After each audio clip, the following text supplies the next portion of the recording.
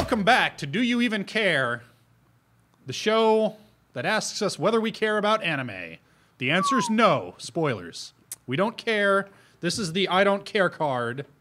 But this is the I do care card for any of us who do care. We're going to hold this up. Okay. It's getting to that point in the season where we probably care at least a little about everything that's left on the list. Yeah. Yeah. We're also getting to that point in the season where even if we don't care, it's got like 2 episodes left. I can care enough for that. So something of benefit to it, yeah. Yep. But what is the first thing we either care or don't care about this week? The first question mark vis-a-vis caring is Lupin III Part V, Episode 11, in which Lupin's gang flash back to a time they went after a South American drug lord's collection of haunted sports cars. Lupin pervs on Fujiko even harder than usual, and everyone learns a valuable lesson on the relative prioritization of bros vis-a-vis hoes. So this was a Lupin III Red Jacket episode. Yep. And the concept here, as we saw with Season 3's little throwback, was, hey, we want to make an episode of Lupin III that harkens back to this era, this flavor of Lupin.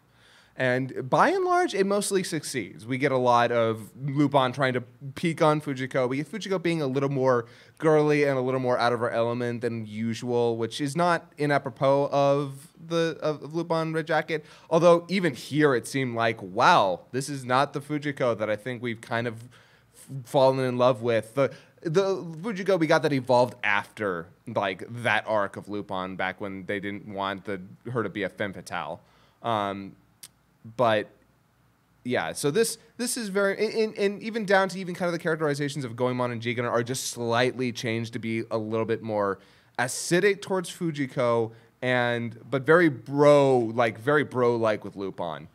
I felt like everybody past a certain point started bickering a lot, and I didn't. Yeah. I felt like I wasn't quite following the thread that got us there. Like, everybody's fine until it's time for everybody to argue over nothing. Yeah, and that's...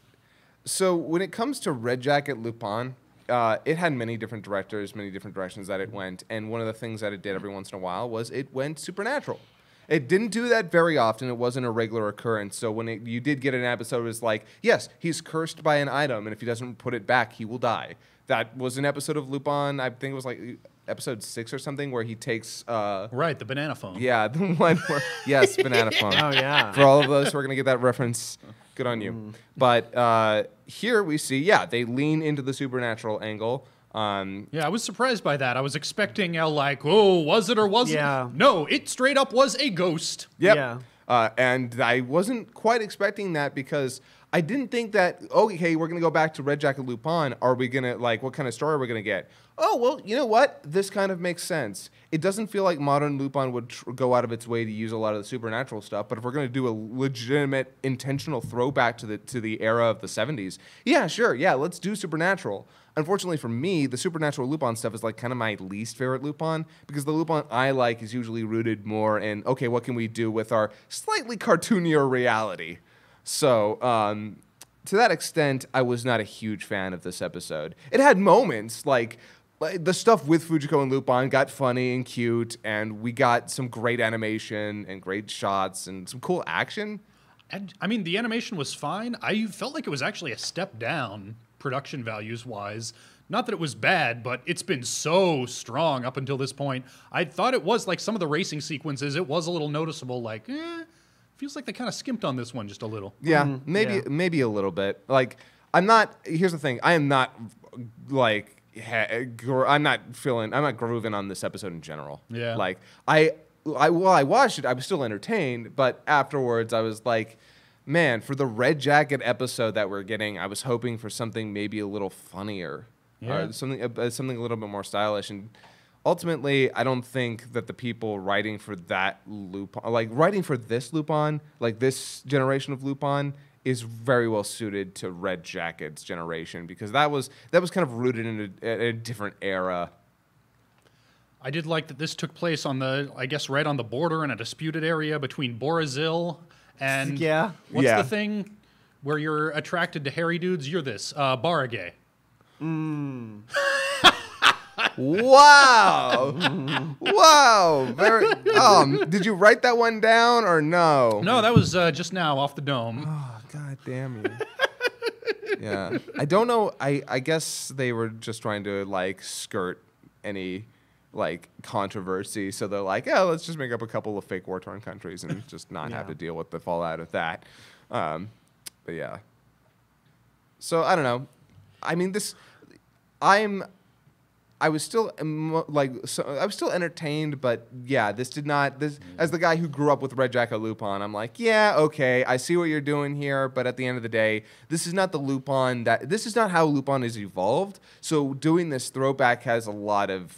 Yeah, I know you, Kieran, were feeling a little cool on Lupin as of last week. Did this one do anything for you? I was falling asleep. Yeah. Yeah. I don't know if it was the Xanax or any other thing, but I was not feeling this at all. I wasn't. And I think so. Some people called out the fact that I was like, yeah, I'm not sure episodic is doing Lupin any favors nowadays. And some people are like, well, Lupin used to always be episodic. I'm like, you're not wrong. Lupin started out episodic by nature. That was his whole deal. But to that extent, that was limitations of its time and something you kind of took for granted. But as we've seen, these stories have evolved. These characters have evolved. Our breadth for storytelling has evolved. So trying to do these single capsulated episodes is difficult unless you do something kind of daring or crazy with it. I feel like the last one-off that we got, because it was so cartoonish and so ridiculous. I loved that. Oh, yeah. That was great. I feel like this one hit an uncanny valley where it wasn't... Yeah, it just wasn't anything. It wasn't quite goofy enough to have me laughing out loud and going with the goofiness. Yeah, I agree. What it did capture was a lot of the atmosphere and aesthetic of Lupin III Part 2. Because did you notice the music in this one was vastly different from the music in the rest of the show? You know what? I didn't at the time, but now that you mention it... Yeah, go back and pay attention. It sounds way more like the 70s stuff that they used.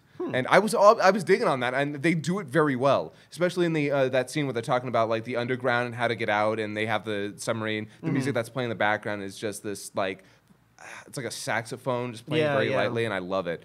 And again, a lot of good aesthetically going on here. Like everything looks good, while the animation's kind of a step down, but I don't know. I don't want to knife this because the next arc, I saw the preview for the next arc. It's a Goemon arc. Everything okay over there?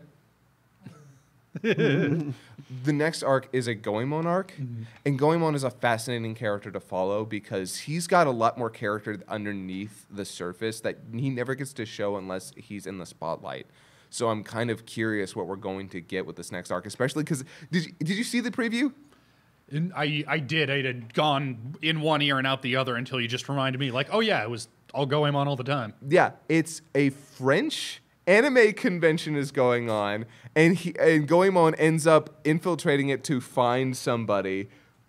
I don't know. I love this concept. It's a Goemon plot. So while I was huge on the last arc, this episode was kind of meh for me, but I'm still going to have to give it the eggplant because I really want to see what this next arc's going to be like. I mean, if it gives a bad start, then this might change to this. Yeah. But for right now, I'm really curious about this next arc. Yeah, I don't even know. Knowing that I'm almost certain to be the deciding vote here, it's tough because, yeah, on the one hand, I am curious. On the other hand, I feel like I've gotten what I wanted. I got in, I got some Lupin. I think I'm ready to get out. It's not like a harsh value judgment. This is still plenty fine. It's just, I'm good. I'm full. Thank you. It was lovely. I kind of have to parrot that. Like, I was trying to think of how to properly phrase this because, like, this show is good. It's not bad. I don't think it's a bad show. Yeah, we've it's seen very bad anime. Good. Yeah, like this is far from a terrible show. I just don't think. I don't think my appetite for what this is strong enough, or what it was in the past. I think I've gotten this elsewhere, or I'm just not like feeling that right now because we also have a lot of other stuff that I'm really enjoying, and this just seems like something that I do enjoy and would probably go back and watch some other time. but I think it's fine. I'd be curious to see where it goes, but week to week, I'm not digging it. Yeah. And I'm over here as the guy who really wants to continue watching this show, but that's because this is giving me some Lupin I haven't gotten in a long time. But I can't blame either of you. Like, I get it. Especially like if you were already getting full by the end of that last arc, then yeah, probably for the best. Yeah. I'm just gonna continue watching it though. Yeah. I hate that you guys aren't going to see Goemon, or whatever his name is, fight through crowds to get the pop exclusive. Yeah, the at that exclusive con. Funko Pop for the con. I know. It'd be fun to see him just mow down people left and right. Oh no! Speaking of that, though, I hope that we do get the blood spray of Goemon Ishikawa. It's a movie all about Goemon, and it's amazing. It's spectacular, and we still haven't gotten a release of it in the States. And it's it's easily not only the goriest and like most violent Lupin movie, but it's just super well animated and beautiful. What is it, and like dark. Kurosawa classic blood spray shit? Oh yeah, That's fun. yeah. It's great stuff, and it also has a villain that it's whose aesthetic I love. Well, I think it speaks to how strong the lineup has been this season that this is the weak link on the list. You know what? Yeah. Yeah, because like still even with the double knife, nobody has that much bad to say about it, and I think that's If the worst thing you have to say is that was good, I'm done. Wow. Yeah. Way to go, Lupin. Yeah. No, I think for anybody that really enjoys and wants more of this show, you got to check this out. The season's really good. I just don't think it's what I'm looking for right now. And that's why I'm here to be like, hey guys, this is good Lupin. Continue. If you like Lupin, continue watching this. They might not. I am. Yeah. And I have said multiple times, like, yeah, you know, I might go back and check it out. Here's the thing, I never actually do. It doesn't happen. But what I did check out was Hinamatsuri, episode 11, in which an intrepid journalist wants to do a hard-hitting expose on Yakuza centering around Nita, but Nita is way too nice. So the journalist uses editing trickery to make Nita look like a cynical badass. Everyone gives him crap about it. Then, Hina goes to ski school while Nita babysits Anzu, and Nita likes Anzu better. But Hina is lost in the mountains. Cliffhanger! I love this episode so much. It was hard not to laugh while you were just describing that first segment. I love that they just end it with the full thing. Like, they just the full, because they go in and Nita's not given anything. It's, he's just a regular ass dude. And okay, we got to cut and splice and make it look like he's the worst dude because I've got a family to feed, god damn it. Like, just the use of expressions continues to be one of the show's greatest points. Okay, let's just talk about the fact that as the episode was going on, it does a very good job of not leading you to believe that all of these scenes are going to add up to something at the end. They don't oversell any of the dialogue that's happening. It just feels like, nope, this is a continuation of the same joke we've had of, nope, he's just a regular guy. And it works because it all feels very organic. So when it starts to play out at the end and they start using all of his quotes out of context, I'm just here like, this is surreal. It's pretty genius, honestly. It was really good. Yeah, and I love the way it wraps up, too, where for a hot second, I'm like, oh, and now his boss is going to get pissed, and it's going to be a whole thing, and he's going to have to... But just realizing, no, his boss was just giving him crap the whole time. I love that they quote the fucking documentary word for word. Yeah, everybody quoting it at him. Nice to know you think I'm a real piece of shit. That's great. Yeah. And then he gets home and he's like, aren't you going to do your homework? Massacre, dude. Yeah, everybody busting his chops. All Nita all the time this episode. I loved it. Yeah. Yeah. Oh, yeah.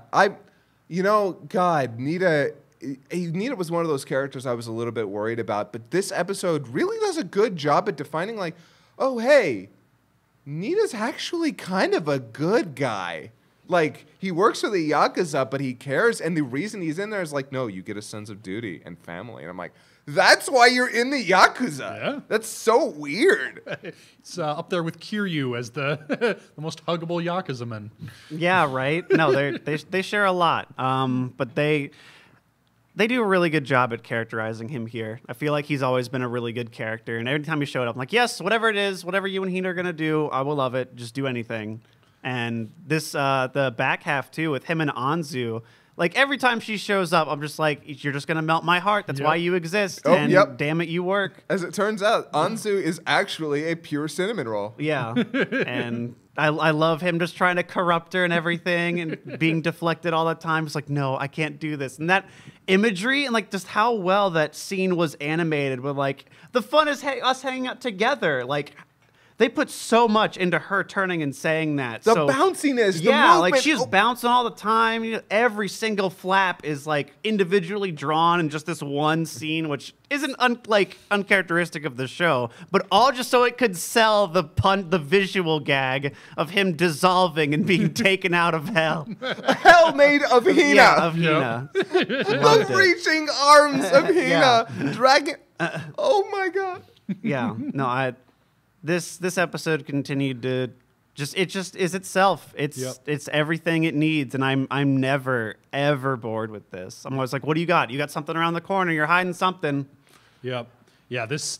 I love this show even at its what I laughably call weakest, and this was the show in top form from front to back. Yeah. Actually, me and my pregame friend were like, wow, this is a pinnacle Hinamatsuri.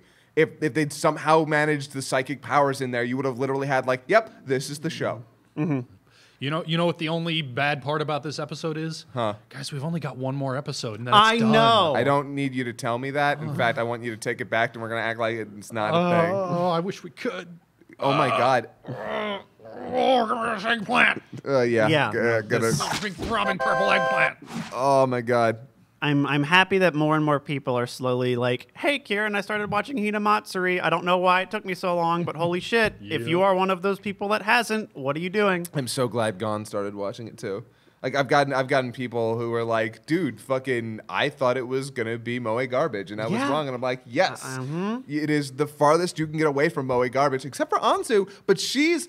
God, I think the arc is for a reason. I wanted to kind of do this whole video about what her character arc is portraying, about how she kind of earned this role, that no one exists like that in general. You have to go through some shit to really be that way. Yeah, and it's very interesting to see because remember Wannabe Cinnamon Roll, that shitty like off-brand cinnamon roll that we got from fucking Wodakoi? Mm-hmm. Yeah, no, fuck that guy. This is pure, 100%. Absolutely. My mom made these cinnamon rolls like from scratch, nothing from a can. This is Anzu, baby. She's the best. Yeah, she's great. Damn it. I'm really happy with I never disliked her, but I'm so happy with what they've done with her. Oh, when she showed up, I was like, okay, yeah, whatever, and then she became homeless, and I'm like, oh, this is the direction that we're going to go with Hinamatsuri. Mm-hmm. This girl's now homeless, living with like actual hobos. Okay. Yeah. And then everything from there.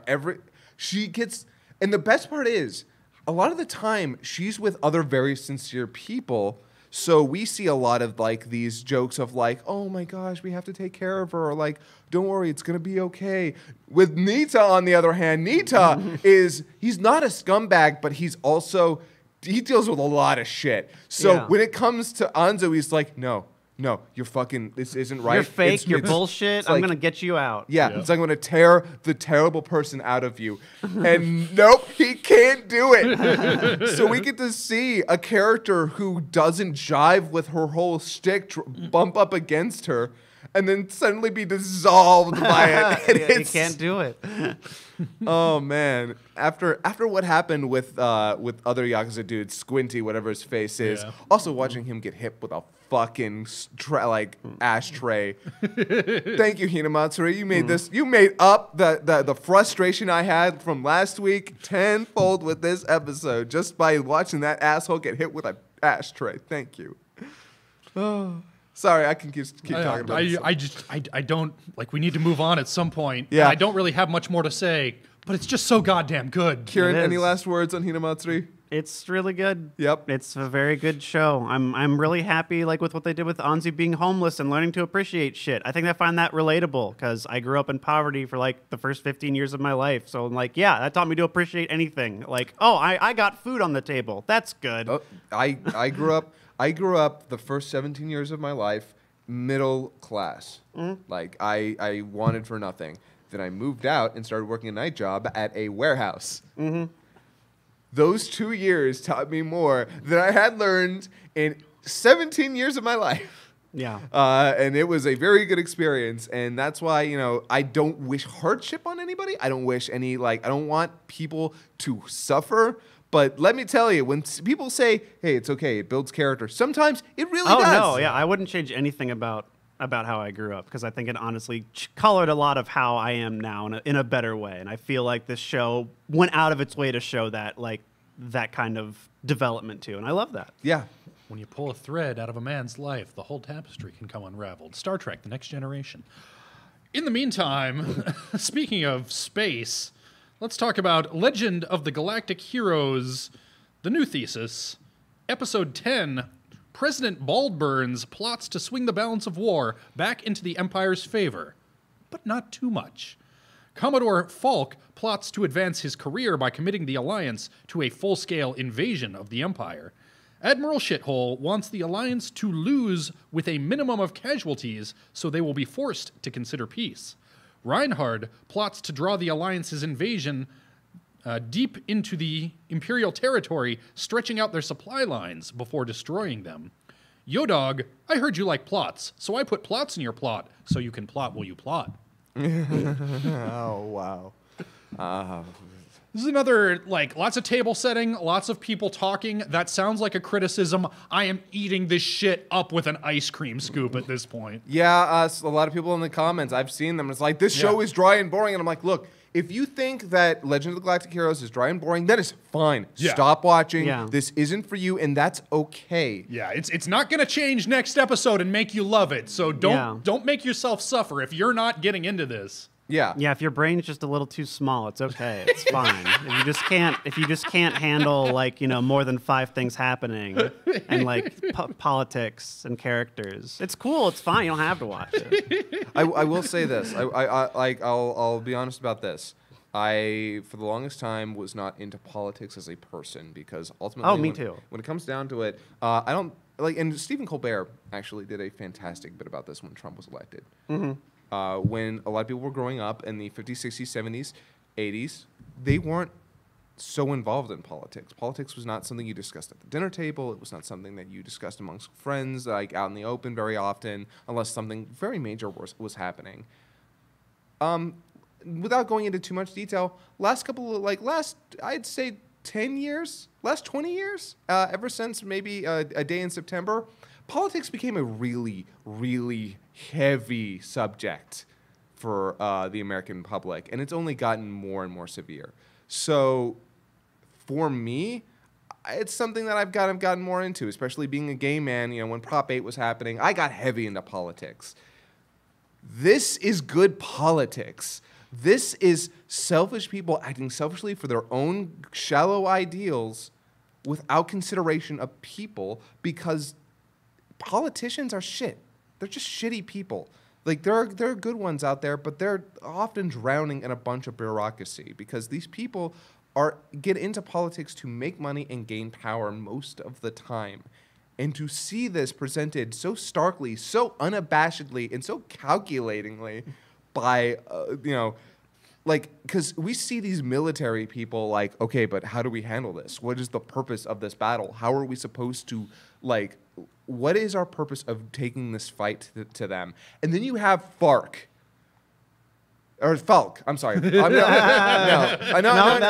is Falk. Yeah, I mean, might as well. I mean, Falk what was it, and Lieutenant or something Falk? Commodore. Commodore Falk. Commodore Falk comes in and he starts giving fucking rhetoric. Yeah. He's like, and I believe that this expedition of peace, their people open up their arms to us. I'm expecting him to say mission accomplished before he leaves that fucking meeting. Hearts and minds. Dude. Hearts and minds. Yeah. And the fact that when he flat out steamrolls Yang and like, oh, you're just going to give the enemy what they want. And like one of his superiors is like, that is insulting. How dare you? And he's like, I don't see how that was insulting at all. Like, I think it's insulting for you to imply that was insulting. And I'm like, I fucking know you. Yeah. I've met people like that all the fucking time.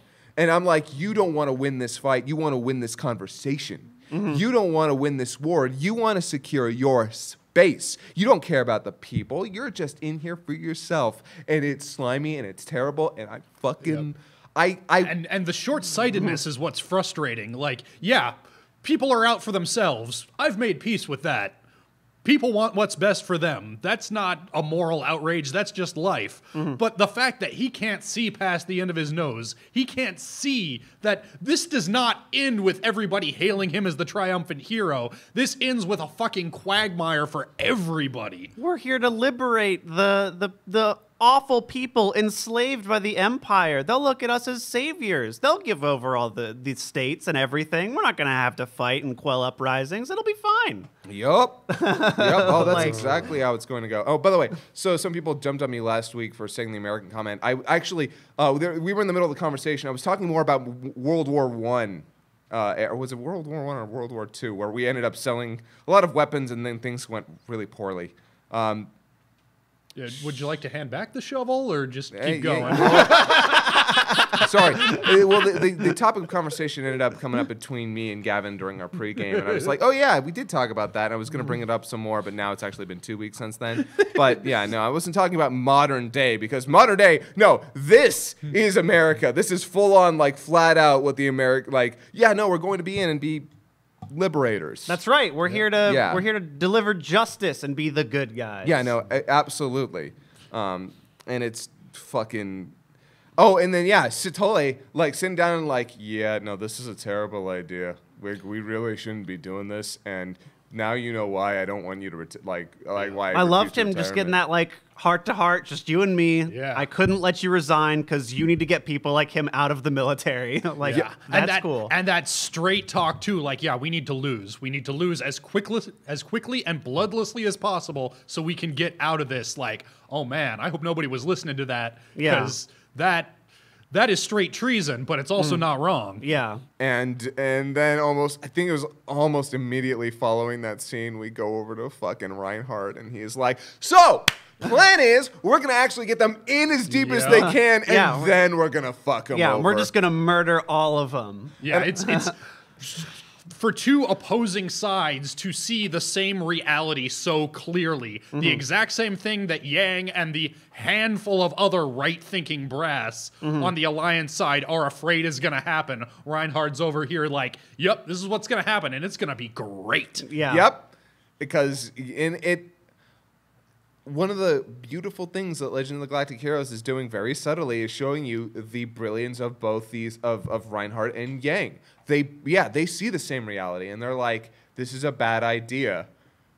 And now they're like, and if the Alliance hadn't pushed this, they could have brokered for something, but nope, it's going to be a massacre, and it's sad. I won't lie to you, I'm like, oh, great, we're going to see a lot of people die soon. Yeah. No. And I'm not, and this isn't Gundam. This isn't like some like fantasy sci-fi show where I'm like, oh yeah, let's get into that big space battle. I'm over here like, oh yeah, a lot of people are about to die. That's actually kind of terrifying.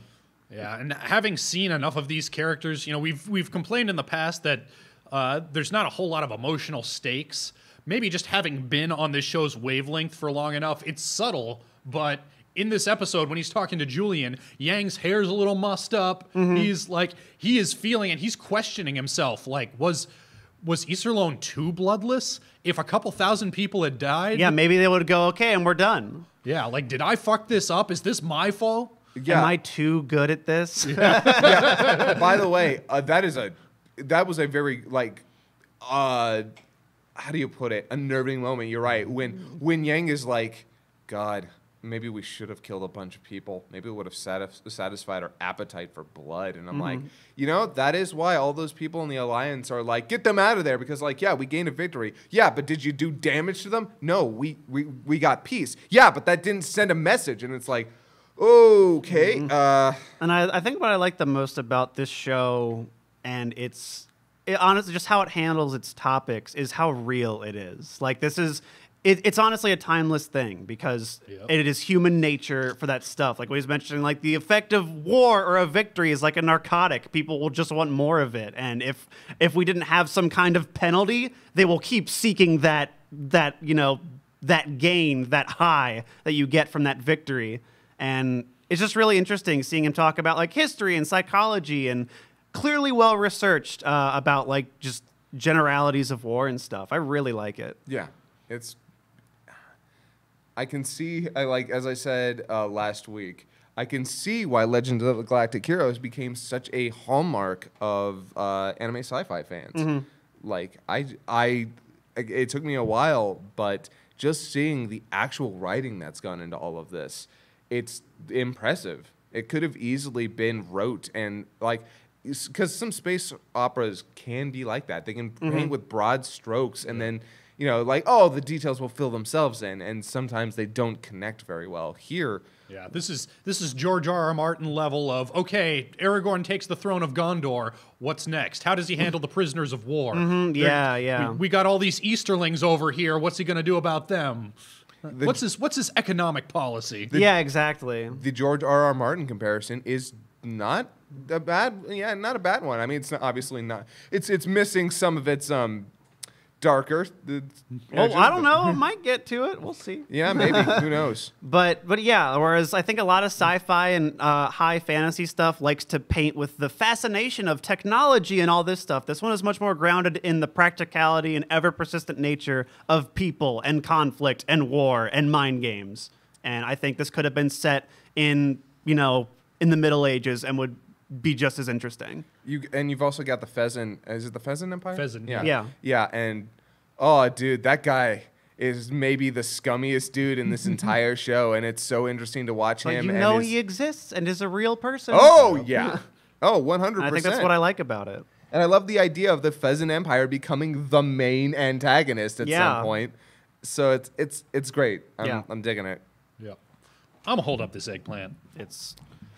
I'm happy you guys see what I see.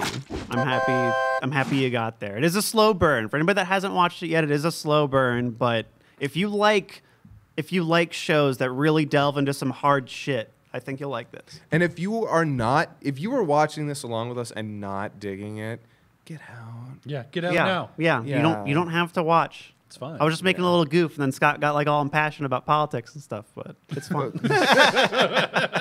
Well, but for politics, it does color. Like the better understanding you have of people, oh, absolutely, the more interesting this show becomes because you can understand the machinations of people and the process of politics. So that's really cool.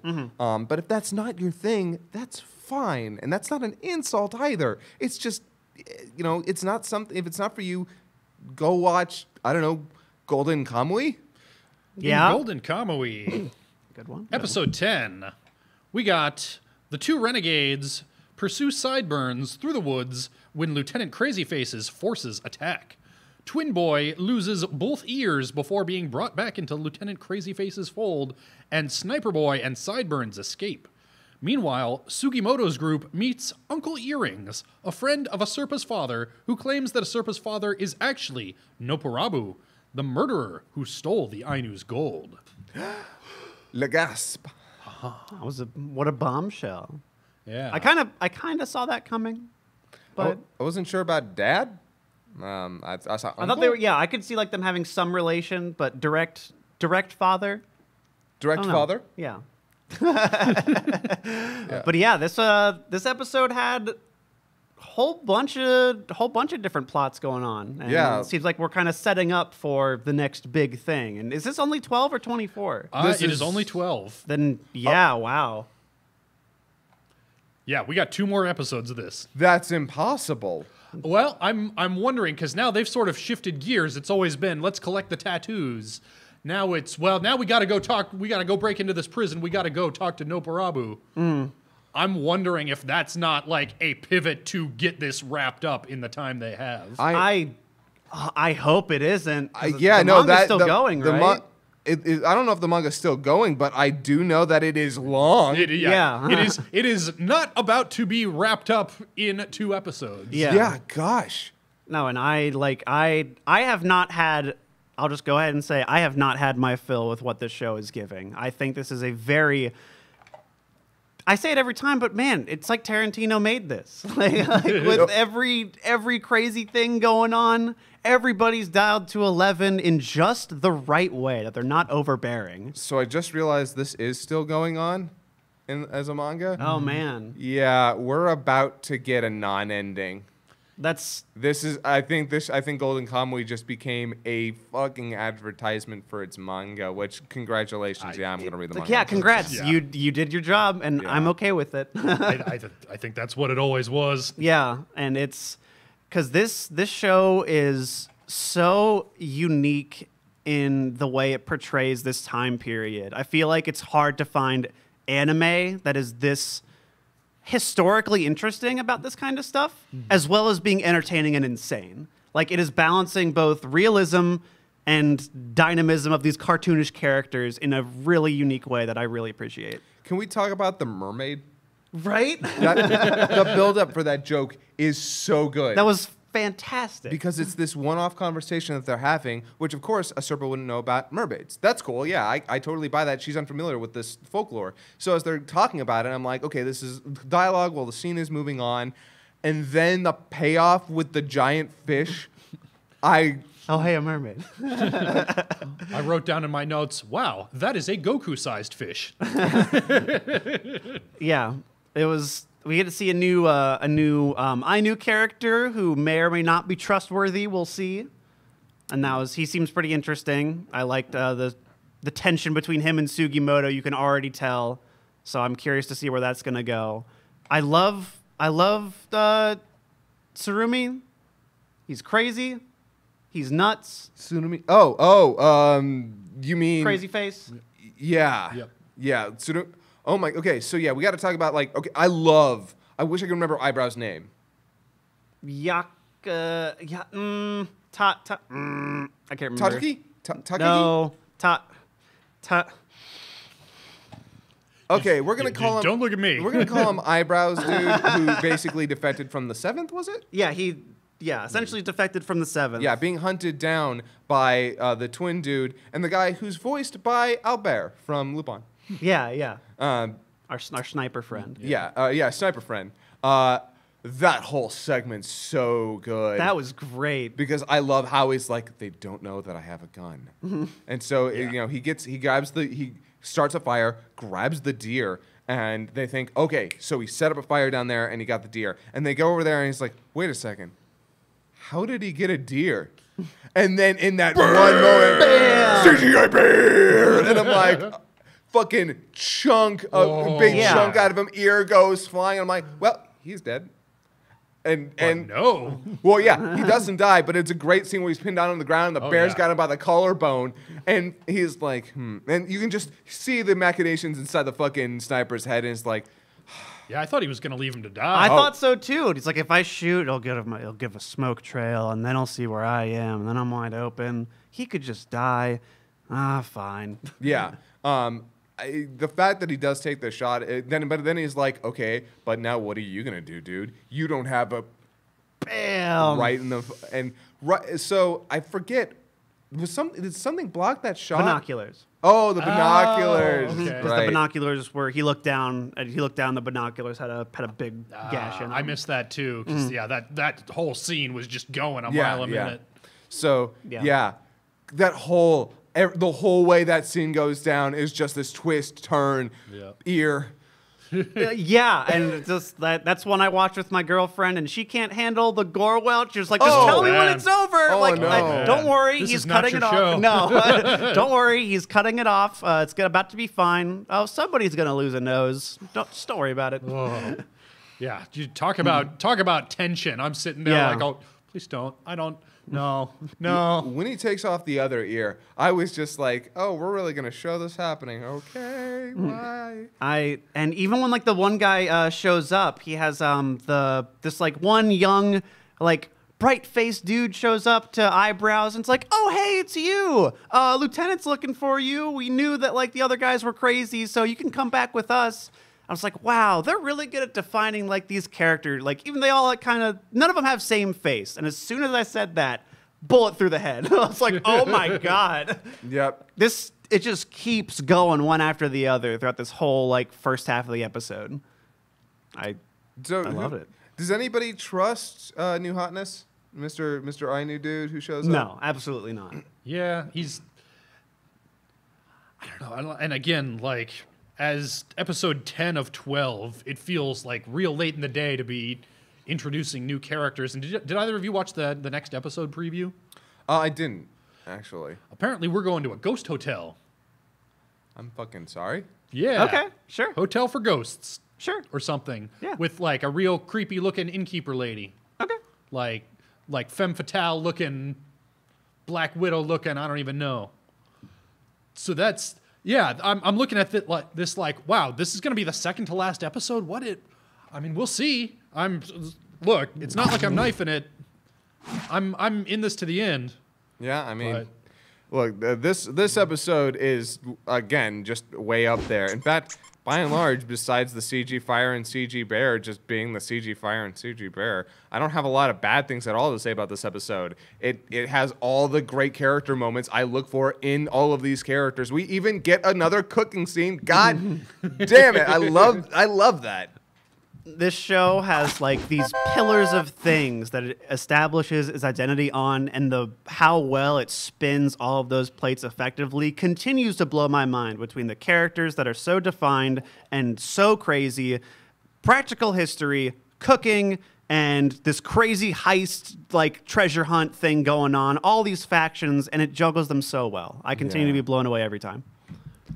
Oh man. Switching to the manga is going to be kind of difficult, if only because I love the editor for Sugimoto so Oh, he's much. so... I love all of them, man. Oh, yeah. Everyone's good. All the cast Oh, is my good. God. Tsurumi's voice actor is... Yeah. I need he's to know... crazy. Oh, man. I'm curious to see, because I haven't looked at anything. I'm curious to see what the art in the manga's like, because visually this show has been as much defined by its rough edges as anything else. Mm-hmm. It's just more detailed. Yeah. That's by and large, it's more detailed. Also, again... They did it better later, but the expressions early on were a bit wackier in the manga. Yeah, The anime did, like, I said someone that were like, no, keep, it's charm. You have to keep the charm. And I'm like, Yeah. Oh yeah, and I'm glad they did. Yeah, I like him. Yeah, that's when the anime is visually appealing. Half of the time, that's why, because it is going so wacky with it. yeah. Speaking of wacky fun times, yeah. times for everybody. Yeah, real fun. Yep, just big old smile on everybody's faces all the time. Guys, it's time to talk about Megalo Box. Episode 11. Fujimaki keeps Pops with him as insurance. Joe enters the ring against Burroughs wearing some junky old gear. Just as Joe is supposed to take a dive, Sachio, Yuri, and even Pops tell him to get up and kick some ass. Joe sheds his crappy gear and defeats Burroughs, and Pops, spoilers by the way, if you're not watching the show, what the fuck are you doing? Go away and watch it. Pops cuts out his own fucking eye with a butter knife to satisfy Fujimaki. Holy shit! Fuck! What just... Oh! That skyrocketed this for me. Wait, how did you skip over the most important part of this episode? Sachio breaks out into a rap. Yeah, the Sachio rap number. That was like, hot damn, this kid's going. Who the fuck in the script? Who wrote this script? And it was like, and during this scene, Sachio is going to, as he looks down the steps, he's going to start rapping. Yep, and whoever did the translation did a bang-up job, too. Yeah, It even yeah. rhymed. You do not see that a whole lot in translations of Japanese lyrics, because that's... I mean, it's already tough to get the sense of what they're saying within the time that you have and yada, yada, yada. But, no, we're going to make it rhyme, too, because that's what it's all about. Yeah, that's the point. Yeah, and it's part of the show's identity. Because we've seen multiple kids rapping throughout, like way early on, back in like episode, I think, 2 and 4.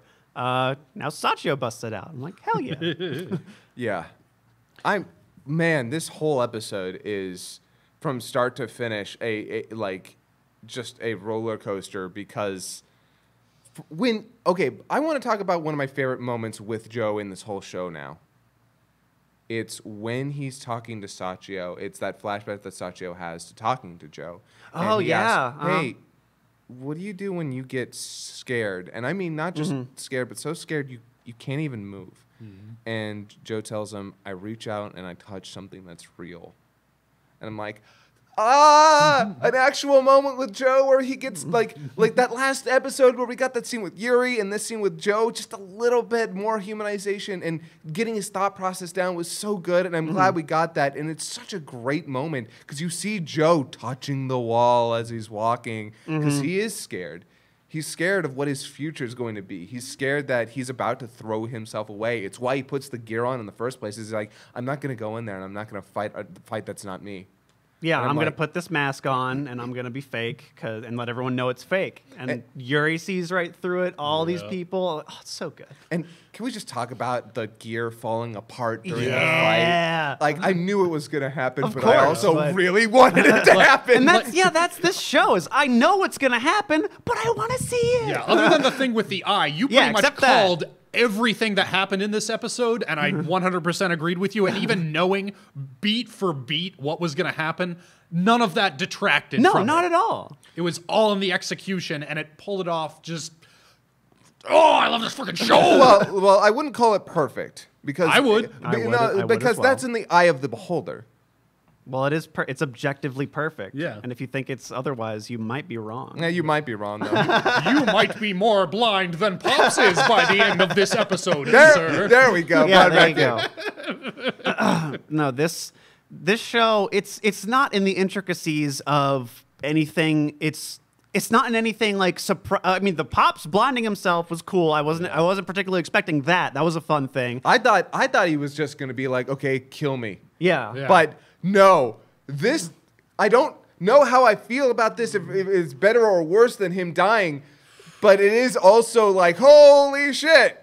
No, Wow. with what Fujimaki says is the man who wanted to see him the most in the ring can't anymore. I think that's more than enough. Why is Anime John Hamm so mean? Who hurt you?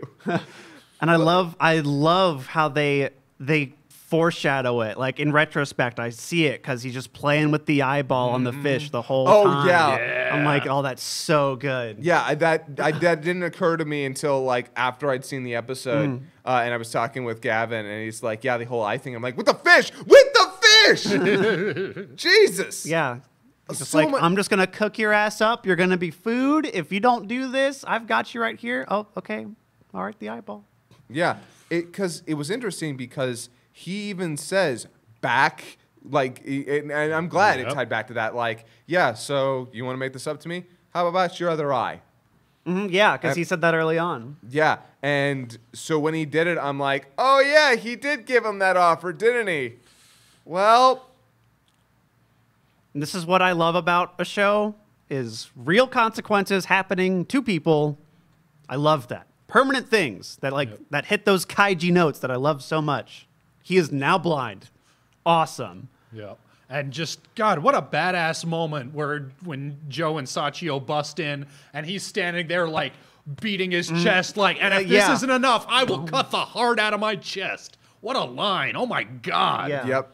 No, all the deliveries in this episode, the soundtrack, it's the best. Yeah. It's so good.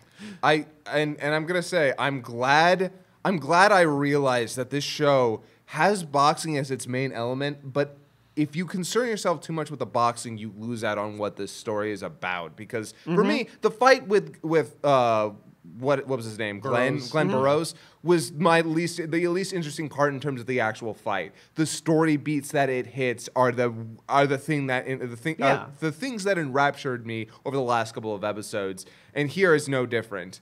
It's So the people. It's the players. Yeah. Which I think a lot of other shows do emphasize the game. This is all about the people in it, and I think that's just really cool. yeah, and once I grabbed more onto that, I kind of want to rewatch this show now and focus more on that, because I was expecting kind of like this high, great choreography, big action show, And what I ended up getting, which it is not a disappointment, just something I think I might have tricked myself in a little, like the first time through, is no, this is all about the stories of these people. And I'm really glad that it got as interesting and emotionally investing.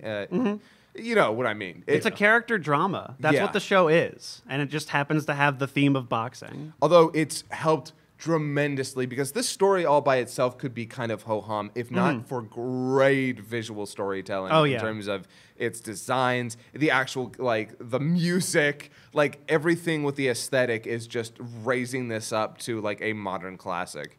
It's a small thing, but I love these fucking professional wrestling ass intros that we're getting. Oh, I know. Oh, yeah. Gearless Naked Boy Joe. I don't think we've heard Naked Boy before, but I'm all about that name. That fits Joe to a T. Yeah, because then when he sheds the gear, I'm like, oh my God, he's so hot. Yup. There was a part of me that was wondering if he was gonna go in there and then throw it out of the ring, like this is his entrance. He's like, I don't fucking need this. But the fact that he starts the fight and it breaks down along the way, but you know what doesn't break? His goddamn body. He's stronger than that gear. He's stronger than Glenn Burroughs, and now he's gonna go fight Yuri and maybe die. Yeah. Yeah, I don't know. They don't seem to be foreshadowing anything death-related, as far as I can tell. Not sure at where all. you're picking that up from. But Yeah, no, however this ends, I'm sure I will love it. So call me biased, but hot damn, I don't care. This show is great. It has its identity. It is so rough. It is the Tony Hawk's Pro Skater 1 through 4 of anime. You know exactly what you're getting, and it's just fun. It's great. I could have seen, it's kind of interesting because I could have seen this be a movie. Like, this could have made a fantastic movie. Not that I would have preferred it that way, but I could have totally seen this be like a good 50-minute movie. I could see that.